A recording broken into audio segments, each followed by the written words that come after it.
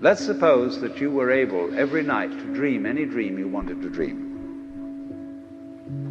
And that you could, for example, have the power within one night to dream 75 years of time, or any length of time you wanted to have.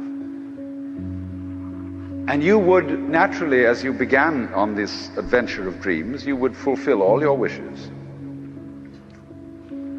You would have every kind of pleasure you could conceive. And after several nights of 75 years of total pleasure each, you would say, well, that was pretty great. But now let's have a surprise. Let's have a dream which isn't under control, where something is going to happen to me that I don't know what it's going to be. And you would dig that and come out of that and say, wow, that was a close shave, wasn't it? And then you would get more and more adventurous, and you would make further and further out gambles as to what you would dream. And finally, you would dream where you are now. You would dream the dream of living the life that you are actually living today. That would be within the infinite multiplicity of choices you would have, of playing that you weren't God. Because the whole nature of the Godhead, according to this idea, is to play that he's not. The first thing he says to himself is, man, get lost.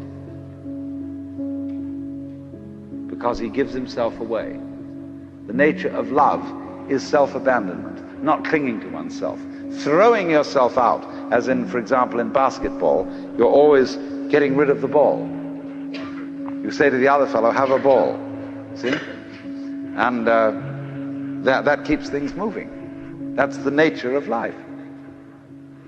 So in this idea, then, everybody is fundamentally the ultimate reality, not God in a politically kingly sense, but God in the sense of being the self, the deep down basic whatever there is. And you're all that, only you're pretending you're not.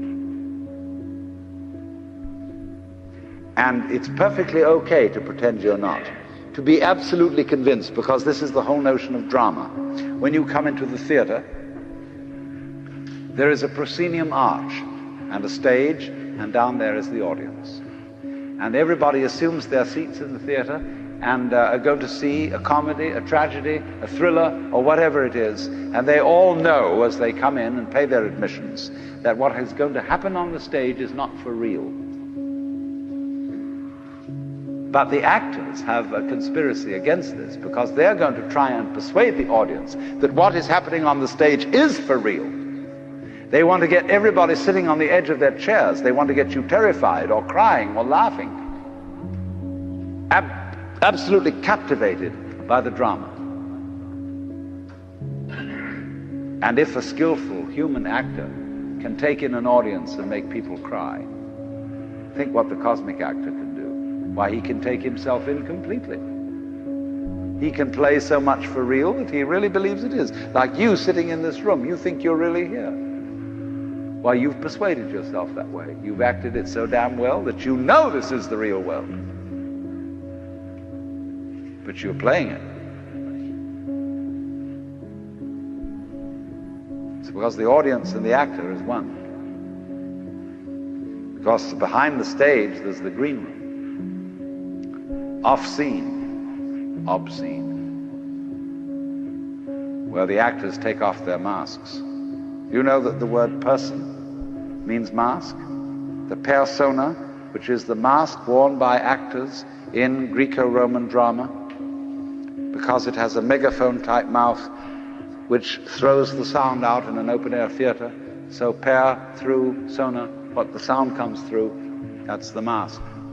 How to be a real person, how to be a genuine fake. A mask. So the dramatis personae at the beginning of a play is the list of masks that the actors will wear.